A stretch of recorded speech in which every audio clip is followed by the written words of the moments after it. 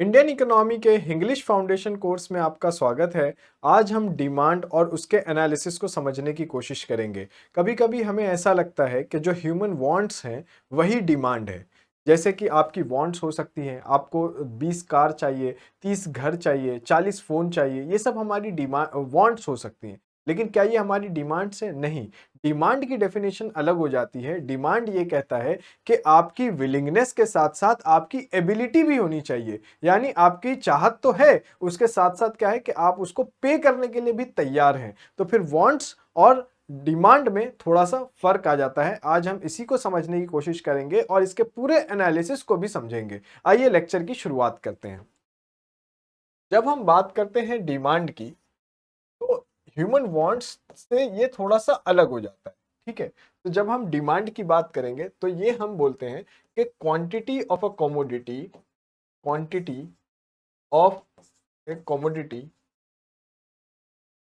that that a consumer is willing and able to purchase willing and able to purchase at a given time at a given time, right? तो ये किस चीज की definition बन गई? ये बन गई आपकी डेफिनेशन डिमांड की, कि आपकी विलिंगनेस है, आपकी चाहत है इसको खरीदने की, इसके साथ साथ आपकी एबिलिटी भी है। यानी अभी जो इसकी प्राइस है, आप उस प्राइस पे इसको खरीदना चाहते हैं। ये हो गया डिमांड, राइट? अब डिमांड से दो चीजें समझ में आती हैं कि ये वो चीज है जिसके लिए आप पे कर सकते हैं और आपको खरीदना भी है। अब लॉ ऑफ डिमांड क्या कहता है? लॉ ऑफ डिमांड ये कहता है कि अगर हम इसके प्राइस के रिलेशन की बात करें, प्राइस का रिलेशन क्या हो गया? यानी कि अगर किसी कमोडिटी की प्राइस बढ़ जाती है तो उसकी क्वांटिटी डिमांड पे क्या फर्क पड़ता है। जैसे ये समझिए आप कि लॉ ऑफ डिमांड ये कहता है कि अगर किसी चीज की प्राइस बढ़ जाती है, as price of a commodity increases, अगर प्राइस बढ़ जाता है तो फिर क्वांटिटी डिमांड जो है, ये क्वांटिटी ऑफ अ कमोडिटी जो है ना, जिसकी हम डिमांड की बात कर रहे हैं, इसको हम क्यू डी से रिप्रेजेंट कर रहे हैं, ठीक है? और जब भी हम डिमांड को पढ़ रहे हैं तो यहाँ पर हमारा फोकस होता है कंज्यूमर, यानी कि जो कमोडिटी को खरीदेगा और उसको कंज्यूम करेगा अपने सेटिस्फेक्शन के लिए। तो डिमांड को पढ़ने के लिए हम कंज्यूमर के पर्सपेक्टिव से पढ़ते हैं, ठीक है? जब सप्लाई हम पढ़ेंगे तो कंज्यूमर के पर्सपेक्टिव से नहीं पढ़ेंगे, क्योंकि सप्लाई कंज्यूमर नहीं करता, सप्लाई प्रोड्यूसर करता है। डिमांड कौन करता है? कंज्यूमर, ठीक है? तो लॉ ऑफ डिमांड ये कहता है कि अगर प्राइस बढ़ता है किसी कमोडिटी का तो क्वांटिटी डिमांड क्या हो जाएगी? घट जाएगी। अगर प्राइस बढ़ता है तो क्वांटिटी डिमांड घट जाएगी। जैसे क्यों ये होता है? इस वजह से है कि यहाँ पर परचेजिंग पावर एक इंपॉर्टेंट रोल प्ले करता है। क्या रोल प्ले करता है? Purchasing power. मतलब जैसे ही अगर प्राइस बढ़ी, अभी आप इसको एक एग्जांपल से समझने की कोशिश कीजिए कि जैसे आपके पास है 500 रुपए, आपके पास है 500 रुपए, ये पैसा आपके पास है, ठीक है?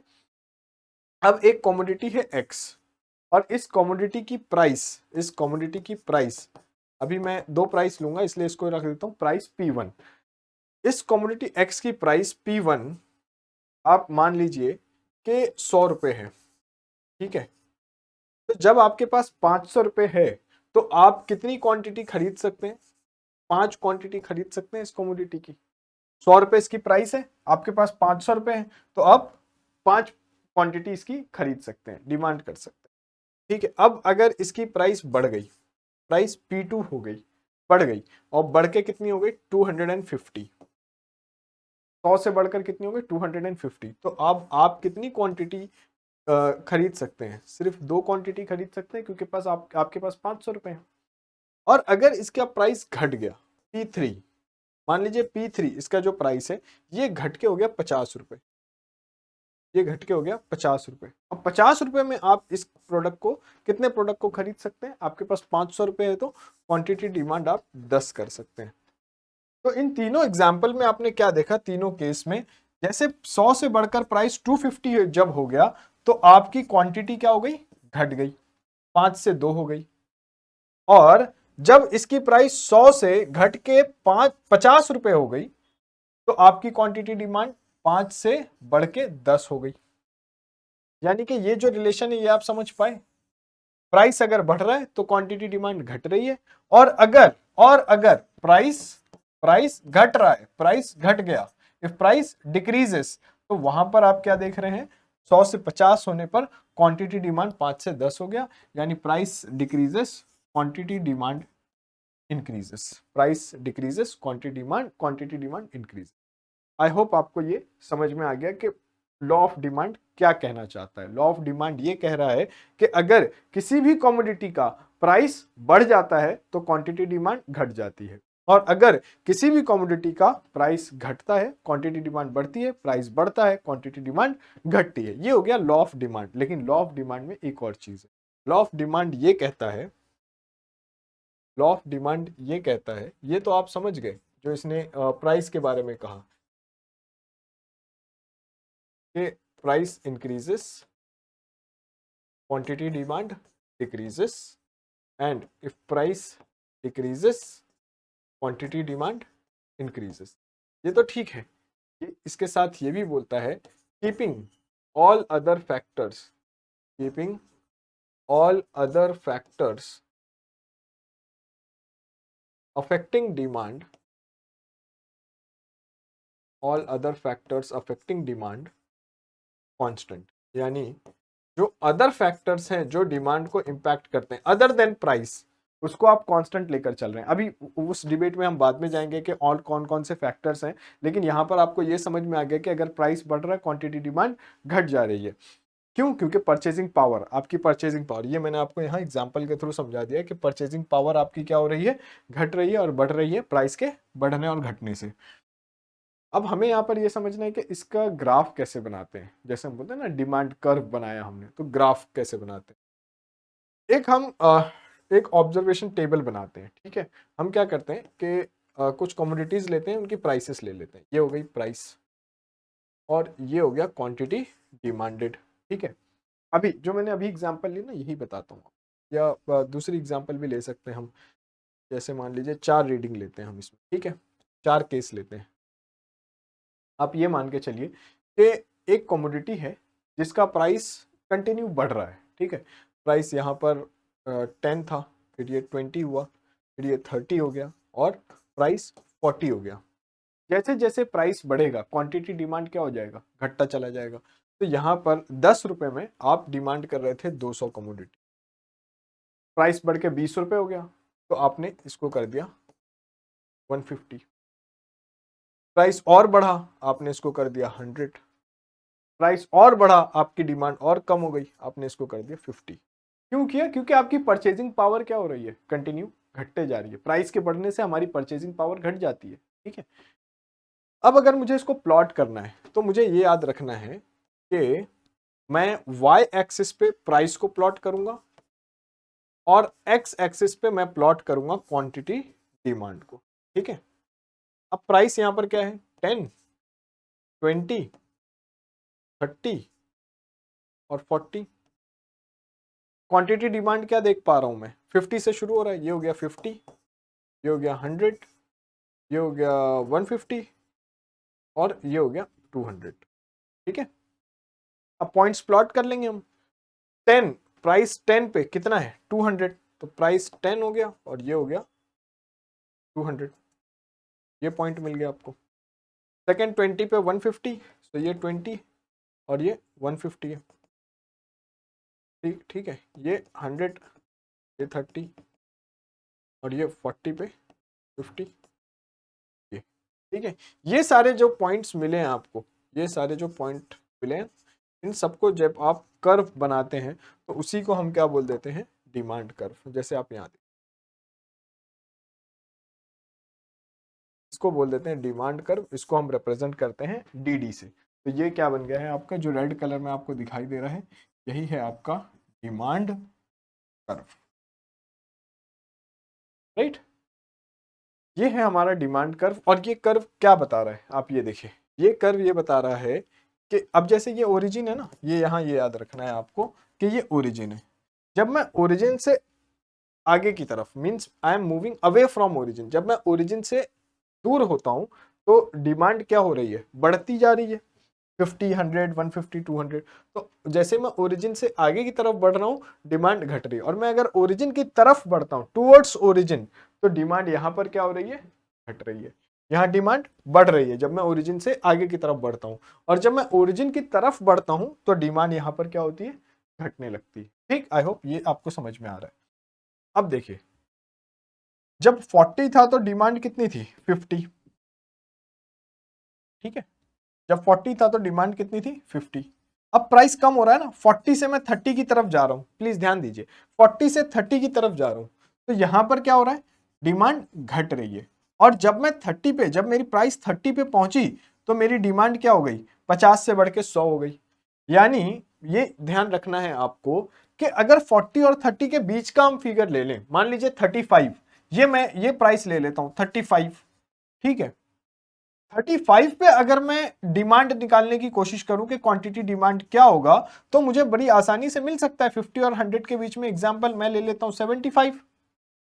तो इसका मतलब ये कि अगर प्राइस चेंज हो भी रहा है ना, अगर यहां जो पॉइंट्स हैं उसके अलावा भी अगर कोई दूसरा पॉइंट ले लिया मैंने 35 रुपीज वाला, तो अगर प्राइस चेंज हो भी रहा है तो भी मुझे ये समझना है कि मेरी मूवमेंट जो होगी वो अलोंग द कर्व ही होगी, मतलब कर्व पर ही मैं मूव कर रहा हूं।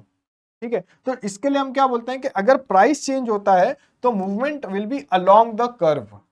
Price, if price changes, if price changes मतलब आपका प्राइस चेंज हो रहा है तो क्वांटिटी डिमांड चेंज होगा। ये तो लॉ ऑफ डिमांड हो गया है ना, quantity demand also changes, right, ये तो हम समझ चुके हैं। लेकिन ग्राफ के बेस पे आपको यह चीज समझनी है कि movement will be along the curve, movement will be along the curve, मतलब आप कर्व पर ही घूम रहे हैं, movement will be along the curve. ये अभी आपको तब समझ में आएगा जब मैं कर्व शिफ्ट करने का आपको बताऊंगा। अभी आपको ये समझ में आ रहा है कि अगर प्राइस चेंज होता है तो क्वांटिटी डिमांड चेंज होती है, लेकिन मूवमेंट कर्व पर ही होगा, मतलब ये डिमांड कर्व एक ही होगा, डिमांड कर्व नहीं बदल रहा आपका यहाँ पर। ठीक है, और इसको हम क्या कहते हैं, इस केस में अगर हमारी डिमांड बढ़ती है, अगर हमारी डिमांड बढ़ती है तो हम बोलते हैं कि एक्सपांशन ऑफ डिमांड हो रहा है। अगर हमारी डिमांड बढ़ती है तो हम क्या बोलते हैं, एक्सपांशन ऑफ डिमांड हो रहा है। और अगर हमारी डिमांड घटती है तो हम क्या बोलते हैं कि कॉन्ट्रैक्शन ऑफ डिमांड हो रहा है। ठीक है, ये आपको यहां समझना है। क्या बोलते हैं हम, movement will be along the curve, price changes, quantity demand changes. लेकिन अगर डिमांड इंक्रीजेस तो यहां हम ये नहीं बोलते कि increase in demand. If demand increases तो यहां हम क्या बोलते हैं, यहां हम टर्म यूज करते हैं एक्सपांशन ऑफ डिमांड, और एक्सपांशन इन डिमांड भी बोल सकते हैं, एक्सपांशन ऑफ डिमांड। ठीक है, और अगर हमारी डिमांड घटती है, डिमांड डिक्रीजेस, डिमांड डिक्रीजेस, तो यहां पर हम क्या बोलते हैं, डिमांड अगर डिक्रीज हो रही है तो हम बोलते हैं contraction of demand, contraction of demand. तो आपको समझ में आ गया एक्सपांशन ऑफ डिमांड क्या है, कॉन्ट्रैक्शन ऑफ डिमांड क्या है, और ये कहां होता है, movement will be along the curve. ये चीजें आपको याद रखनी है। हम पूछते हैं ना क्या याद, क्या सारा याद रखना है, ये चीजें याद रखनी है। और ये आ कहां से रही है, ये इस एनालिसिस से आ रही है जो अभी हमने यहां पर किया। तो आप क्या समझ पाए इससे कि अगर प्राइस चेंज होता है क्वांटिटी डिमांड चेंज होगा, नो डाउट अबाउट इट, ये लॉ ऑफ डिमांड हो गया। अब इसमें हमने ये देखा कि अगर सिर्फ प्राइस के चेंज होने से क्वांटिटी डिमांड चेंज हो रही है तो फिर ये कौन सा हो गया, मूवमेंट, ये मूवमेंट कर्व के अलोंग हो गया। देखिए डिमांड आपकी क्या हो रही है, घटती जा रही है, प्राइस बढ़ रहा है तो डिमांड घटती जा रही है, आपकी मूवमेंट अपवर्ड्स हो रही है। और अगर यहां पर प्राइस आपका घटता जा रहा है तो डिमांड आपकी क्या हो रही है, बढ़ती जा रही है। ये आप की मूवमेंट जो है वो कर्व पर डाउनवर्ड्स हो रही है। ये डाउनवर्ड स्लोपिंग कर्व है डिमांड का, डाउनवर्ड स्लोपिंग बोलते हैं, का स्लोप ऐसा है। अब कुछ लोग ऐसे भी बोल सकते हैं नहीं अपवर्ड भी है, यहां से देखो अपवर्ड दिखता है। नहीं, यहां से नहीं देखना है आपको, टुवर्ड फ्रॉम ओरिजिन देखना है ना, आप यहां से देखोगे तो आपको कैसा दिख रहा है, ये डाउनवर्ड स्लोप। ठीक है, तो ये हो गया डिमांड कर्व, ये हो गया। आप इसको टर्म क्या यूज करेंगे, इंक्रीज इन डिमांड के लिए आप यूज करेंगे expansion in demand, decrease in demand के लिए आप यूज करेंगे कॉन्ट्रैक्शन इन डिमांड। ठीक है, ये आपका डिमांड का लॉ ऑफ डिमांड और डिमांड की डेफिनेशन हो गई। लेकिन अभी मैंने आपको एक चीज और बताया था उसमें हम क्या डिस्कस करेंगे कि व्हाट आर अदर फैक्टर्स, ये जो लिखा है ना keeping all other factors affecting demand constant, तो वो कौन से फैक्टर्स हैं जो डिमांड को अफेक्ट करते हैं other than the price of the commodity. Price तो अफेक्ट करेगा ही, लॉ ऑफ डिमांड तो बना ही उस पे है कि अगर प्राइस बढ़ता है तो डिमांड घटता है, लेकिन क्या वो कौन से अदर फैक्टर्स हैं जो डिमांड को इंपैक्ट करते हैं, आइए उसको समझने की कोशिश करते हैं। तो पहले हम लिख लेते हैं factors affecting demand, factors affecting demand, right, other than price of the commodity, price नहीं, प्राइस तो बात प्राइस की बात कर ली, so other than price of commodity. ठीक है, आइए इसको समझने की कोशिश करते हैं। एक बहुत बेसिक सा फैक्टर मैं लेता हूं जो आपको आसानी से समझ भी आ जाएगा, income of the consumer, income of the consumer, consumer की इनकम। अब ये समझने के लिए क्या करते हैं, देखिए एक टेबल बना लेते हैं, टेबल से क्या होगा, ग्राफ भी समझ में आ जाएगा, कॉन्सेप्ट भी समझ में आ जाएगा। ठीक है, जैसे मान लीजिए प्राइस मुझे कांस्टेंट रखना है, ये हो गया प्राइस, और मैं क्या कर रहा हूं, दो क्वांटिटी लेता हूं। ठीक है, quantity demand 1, quantity demand 2। Quantity demand 1 तब है जब मान लीजिए इनकम इनकम को हम क्या करते हैं, यहाँ वाई से रिप्रेजेंट कर देते हैं। ठीक है, वाई Y1 यानी कि इनकम, इसकी बात कर रहा हूं मैं, इनकम, इनकम को हम Y से रिप्रेजेंट कर रहे हैं। जब इनकम कंज्यूमर की 1 लाख पर मंथ है, 1 लाख पर मंथ, और यहां पर इनकम बढ़ के क्या हो गई, 2 लाख पर मंथ। ठीक है, 1 lakh per month, 2 lakh per month. अब ये प्राइस सेम मैं वही लेता हूं। ठीक है, 10, 20, 30, 40, राइट। तो ये मैंने प्राइस ले लिया 10, 20, 30, 40। फिर यहाँ पर प्राइस 10 है, तो मान लीजिए आपने डिमांड की 200 कमोडिटीज की, फिर 150 की, फिर 100 की, और ये 50 की। अब क्या हो गया कि आपकी इनकम बढ़ गई, आपके हाथ में ज्यादा पैसा है, प्राइस अभी भी 10 है, लेकिन आपकी इनकम बढ़ चुकी है, 1 लाख से बढ़ के कितनी हो गई है, 2 लाख। तो आप क्या करेंगे, 10 रुपए में ही, पहले आप 200 कमोडिटी की डिमांड करते थे, अब आप 300 कमोडिटी की डिमांड कर रहे हैं। ये आ गया समझ में आपको। देखिए प्राइस 10 रुपए ही है, जब आपकी इनकम कम थी तो आप कम डिमांड करते थे, अब आपकी इनकम बढ़ गई, परचेजिंग पावर और बढ़ गई, तो आपने 10 रुपए में 300 कमोडिटी डिमांड कर ली। प्राइस बढ़ा, 10 रुपए से 20 रुपए हो गया, आपकी डिमांड घटेगी। ये तो आपको क्लियर है लॉ ऑफ डिमांड से ही कि अगर प्राइस बढ़ता है डिमांड घटती है, लेकिन डिमांड घट के भी उतनी नहीं हुई जितनी 1 लाख रुपए में आप डिमांड करते थे, यानी 300 से घटेगी, 300 से 250 हो जाएगी, 150 नहीं होगी। प्राइस और बढ़ा, 20 से 30 हो गया, आपने डिमांड और घटा दिया, लेकिन 250 से कितना हो गया, 200 हो गया। उसके बाद प्राइस और बढ़ा, 30 से 40 हो गया, आपने डिमांड और घटाई, लेकिन 200 से घट के कितनी हो गई, 150 हो गई। ये समझ में आ गया आपको। देखिए पहले हमने क्या किया है, ये प्राइस फिक्स कर दिया, इनकम जब कंज्यूमर की 1 लाख पर मंथ थी, तो हमने ये वाली डिमांड लिख ली। ठीक है, 10 रुपए में 200 क्वांटिटी डिमांड कर रहा था, प्राइस बढ़ता गया, डिमांड घटती चली गई। अब इसको भूल जाइए आप। अब क्या हुआ, कंज्यूमर की इनकम बढ़ गई, जब कंज्यूमर की इनकम बढ़ी, अब 10 रुपए में आप क्या कर रहे हैं, 300 कमोडिटी डिमांड। अब जैसे जैसे प्राइस बढ़ता गया डिमांड घटता चला गया। बस ये कंपैरिजन आपको समझना है कि इनकम बढ़ जाने से इस क्वांटिटी से ज्यादा ही क्वांटिटी आप डिमांड करेंगे। अब आइए ये समझिए कि इसका डिमांड कर्व पे क्या इंपैक्ट पड़ता है।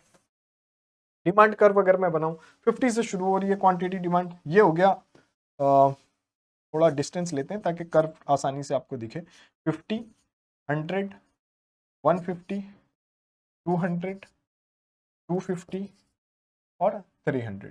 ठीक है, ये क्या है, ये एक्स एक्सिस पे मैंने क्वांटिटी डिमांड ले ली, वाई एक्सिस पे मैंने प्राइस ले लिया। ठीक है, प्राइस क्या है, 10, 20, 30, 40, तो ये हो गया 10, ये हो गया 20, ये हो गया 30, और ये हो गया 40, ये प्राइस है। अब अगर मैं पॉइंट्स मार्क करूं तो आप ध्यान से देखिए पॉइंट्स, जब 50 है क्वांटिटी, पहले मैं फर्स्ट कॉलम पर बना रहा हूं। ठीक है, ये डिमांड का फर्स्ट कॉलम, ये तो प्राइस है ना, 40 पे 50 है, यानी ये 40 हो गया, और ये 50 हो गया। ये हो गया मेरा पहला पॉइंट, ठीक है। दूसरा देखिए 30 पे 100, तो ये 30 है, ये मैंने पॉइंट कर दिया 100। 10 पे 40 पे 50, 30 पे 100, 20 पे 150, 20 पे 150, ठीक है। फिर 10 पर 200, ये देखिए ये सारे फर्स्ट कॉलम के मुझे मिल गए। तो मैं क्या करूंगा, इसके उसको ज्वाइन कर दूंगा तो मुझे डिमांड कर्व मिल जाएगा। ये मिल गया मुझे डिमांड कर्व, इसको मैं ये बोल सकता हूं DD1, फर्स्ट डिमांड कर्व। अब क्या हुआ, कंज्यूमर की इनकम बढ़ गई है, अब ये डिमांड कर रहा है 10 पे 300 की। अब ये 10 पे 200 की डिमांड नहीं कर रहा, ये अब डिमांड कर रहा है 10 पे 300 की। ये कर्व, ये पॉइंट 20 पे 250 की, ये 20 पे इसकी डिमांड यहां है 250, 30 पे 200 की, ये 30 है और ये 200 है, ठीक है। और 40 पे 150 की, 40 है, ये 150 यहां। ध्यान दीजिए आप, ये पॉइंट्स मिले, इन पॉइंट्स को जब मैं ज्वाइन कर रहा हूं,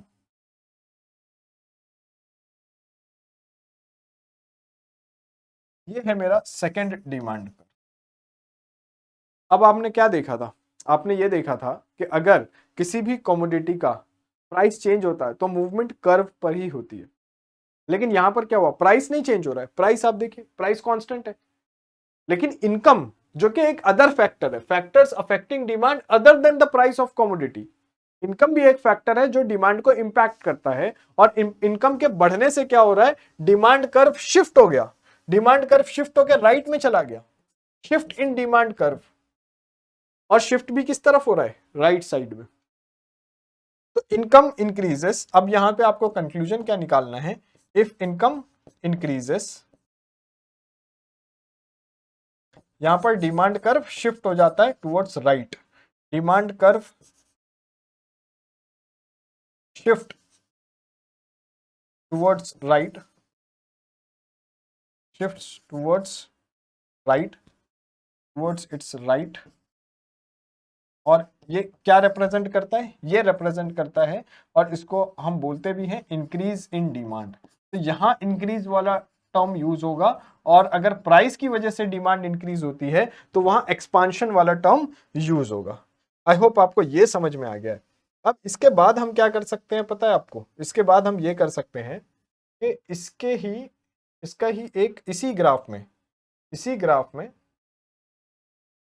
हम एक और ऑब्जर्वेशन करते हैं। एक और ऑब्जर्वेशन क्या करते हैं, आप ये देखिए। अब आप ये भूल जाइए कि ये सेकंड डिमांड कर्व है, आप ये याद रखिए कि ये फर्स्ट डिमांड कर्व है DD1, और ये सेकंड डिमांड कर्व है DD2। DD1 कब बना, जब इनकम 2 लाख थी। DD1 कब बना, जब इनकम 1 लाख है। मतलब अगर मेरी इनकम पहले 2 लाख थी और अब 1 लाख हुई तो मेरा डिमांड कर्व कहां शिफ्ट हो रहा है, टुवर्ड्स इट्स लेफ्ट। मेरा डिमांड कर्व कहां शुरू हो रहा है, टुवर्ड्स इट्स लेफ्ट। तो यहां पर हमको एक और कंक्लूजन मिला, और वो कंक्लूजन क्या कहता है कि इफ इनकम डिक्रीजेस, अगर इनकम घट जाती है, if income decreases, demand curve shift to it left, demand curve shifts towards its left. तो ये कहां चला जाता है, अपने लेफ्ट पर, टुवर्ड्स इट्स लेफ्ट। और इसको हम क्या बोलते हैं, डिक्रीज इन डिमांड। ये क्या रिप्रेजेंट करता है, डिक्रीज इन, राइट। तो increase in demand, decrease in demand, expansion in demand, contraction in demand, ये सारा कॉन्सेप्ट यहां पर आपका क्लियर हो जाना चाहिए, ठीक है।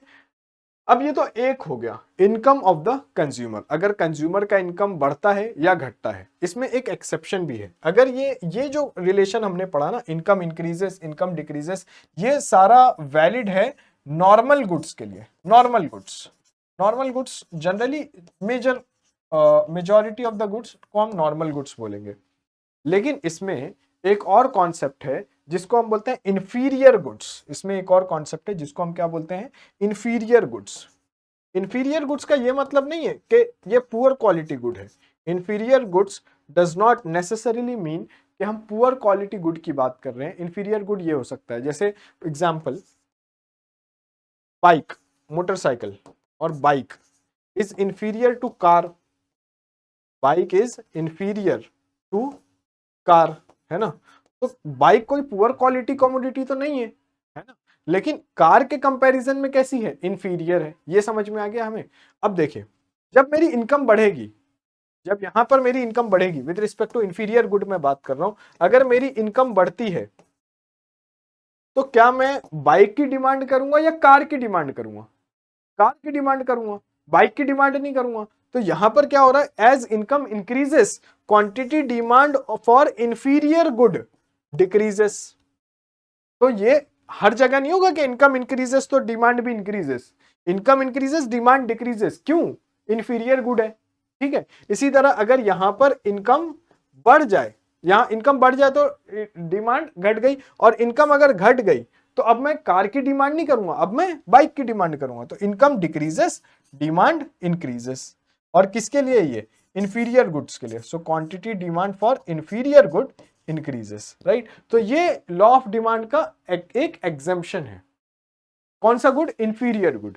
इसी तरह और भी एग्जाम्पशन हम लिख सकते हैं, over the period of time हम देखेंगे। लग्जरी गुड, वेबलन गुड, जैसे मान लीजिए डायमंड है, तो डायमंड क्यों अट्रैक्ट करता है, क्योंकि इसकी कॉस्ट ज्यादा है ना।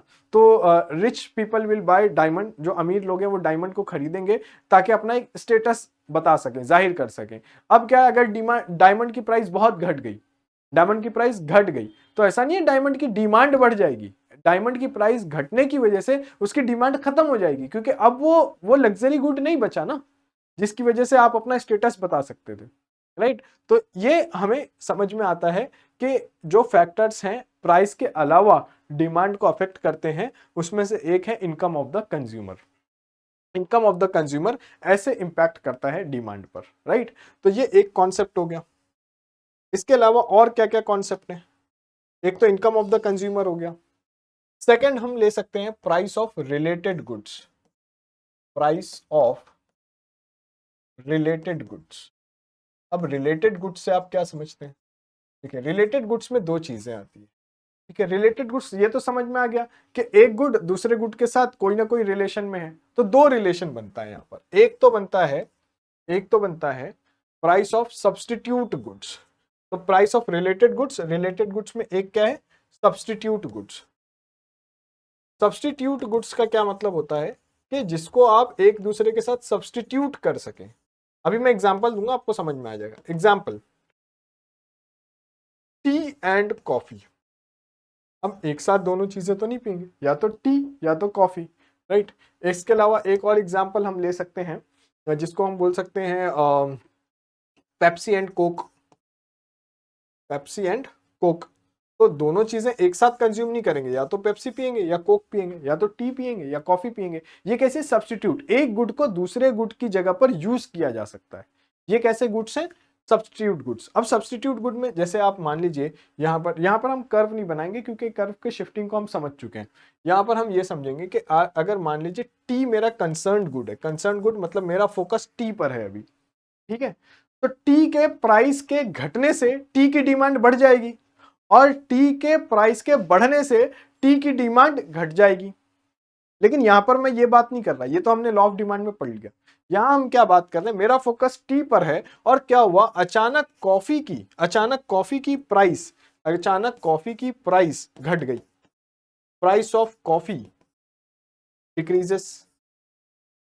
अब अगर कॉफी की प्राइस घट रही है तो कॉफी की demand, quantity demand for coffee will also decrease. मतलब ये भी क्या हो, सॉरी, प्राइस घटने की वजह से इसकी डिमांड क्या हो जाएगी, बढ़ जाएगी, ठीक है। प्राइस घटी किसकी, कॉफी की, तो कॉफी की डिमांड बढ़ गई। कॉफी की डिमांड बढ़ने की वजह से, चूंकि यहां पर क्या है, सब्स्टिट्यूट गुड है ना, टी और कॉफी। अगर लोग कॉफी ज्यादा कंज्यूम कर रहे हैं तो अब टी को ऑटोमेटिकली कम कंज्यूम करने लगे, तो क्वांटिटी डिमांड ऑफ टी ये घट गया।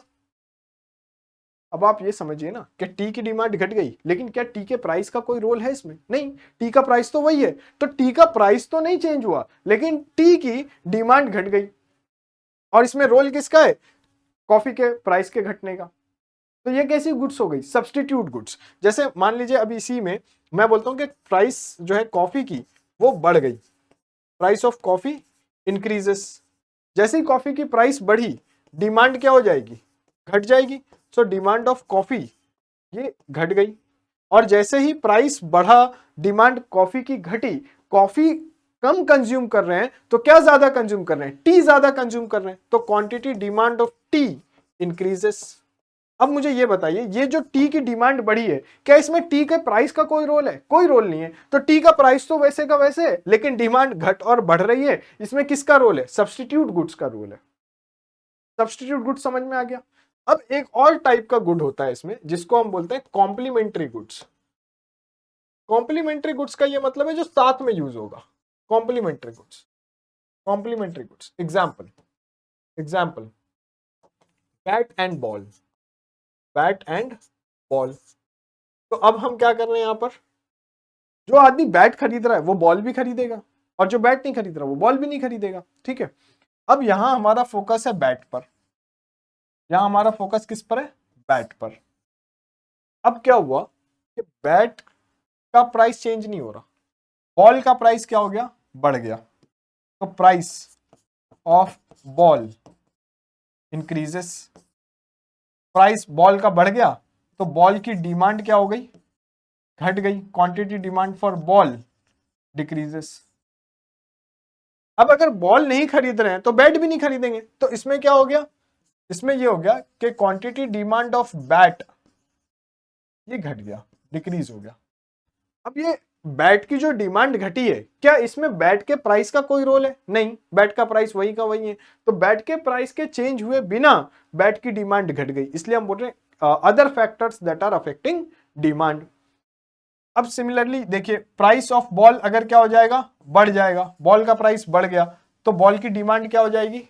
सॉरी, बॉल का प्राइस अब हम घट गया, दूसरा एग्जांपल लेते हैं, बॉल की प्राइस घट गई तो बॉल की डिमांड क्या हो जाएगी? बढ़ जाएगी। तो बैट की डिमांड भी क्या हो जाएगी? बढ़ जाएगी। अगर बॉल ज्यादा खरीद रहे हैं तो बैट भी ज्यादा खरीद रहे हैं, लेकिन बैट के डिमांड के बढ़ने में बैट के प्राइस का कोई रोल ही नहीं है।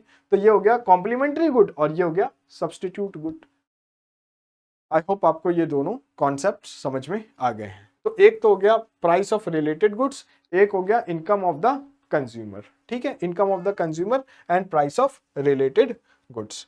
यहां पर हो गया, हम यहां पर क्या डिस्कस कर रहे हैं? हम प्राइस अफेक्टिंग द डिमांड। ठीक है, डिमांड कैसे कैसे अफेक्ट होती है। ठीक है, अब यहां पर एक और चीज हम समझने की कोशिश करेंगे कि वो और कौन सी चीजें हैं जिनसे डिमांड हमारा अफेक्ट होता है। ठीक है, इसमें एक चीज और जिसकी हम अंडरस्टैंडिंग कर सकते हैं वो है टेस्ट एंड प्रेफरेंसेस। अब टेस्ट एंड प्रेफरेंसेस को समझते हैं। Test and preferences. एग्जाम्पल, जैसे मान लीजिए अब लोग हेल्थ कॉन्शियस ज़्यादा हो गए हैं, स्टडीज़ ज़्यादा होने लगी हेल्थ पर, क्या हम क्या कंज्यूम करते हैं उसका हमारे हेल्थ पर क्या इम्पैक्ट करता है, फिटनेस हमारी होनी चाहिए, ये सब चीज़ें हैं। तो अब लोगों का जो प्रेफरेंस है, ये मान लीजिए ग्रीन टी पर ज़्यादा है। तो पहले ब्लैक टी ज़्यादा कंज्यूम होती थी, अब टेस्ट और प्रेफरेंसेस चेंज होने की वजह से लोगों का प्रेफरेंस क्या हो गया है? Green tea. या फिर ऐसे भी एज्यूम कर सकते हैं कि पहले हम क्या कंज्यूम करते थे एज अ क्लोथ? ट्राउजर ज्यादा पहनते थे, अब हम क्या पहनने लग गए? डेनिम क्लोथ ज्यादा पहनने लगे, जीन्स का कल्चर आ गया तो डेनिम क्लोथ ज्यादा पहन रहे हैं। ठीक है, डेनिम क्लोथ्स। अब ये समझना है हमें कि अगर हमारा टेस्ट एंड प्रेफरेंस किसी कमोडिटी के लिए फेवरेबली चेंज होता है, फेवरेबली यानी कि अब इसको ज्यादा प्रिफर करने लगे, इसको ज्यादा प्रिफर करने लगे तो इसकी डिमांड बढ़ गई। ब्लैक टी की डिमांड प्राइस बिना चेंज हुए, ब्लैक टी की प्राइस ना बढ़ रही है ना घट रही है, लेकिन क्या हुआ? चूंकि taste and preference green tea पे आ गया इसलिए इसका डिमांड बढ़ने लग गया। डेनिम क्लॉथ के लिए प्रेफरेंस आ गया कि ठीक है, अब लोग अर्बन कल्चर में चल रहे हैं, बहुत ज्यादा मतलब इनको सूट करता है डेनिम क्लॉथ, तो अब डेनिम क्लॉथ की डिमांड बढ़ गई। ट्राउजर के प्राइस की वजह से नहीं, ऐसे ही बढ़ गई। ठीक है, तो ये हमने डिस्कस किया है, सारे फैक्टर्स अफेक्टिंग डिमांड और डिमांड की थ्योरी को हमने समझने की कोशिश की। अब हम नेक्स्ट क्लास में सप्लाई को समझने की कोशिश करेंगे और फिर उसके बाद हम डिमांड और सप्लाई के इंटरसेक्शन और इंटरेक्शन को भी समझने की कोशिश करेंगे, जहां हम इक्विलिब्रियम पर पहुंच पाएंगे। ठीक है, ये माइक्रो इकोनॉमिक्स के कॉन्सेप्ट्स हैं। Right, thank you very much, take care, bye bye.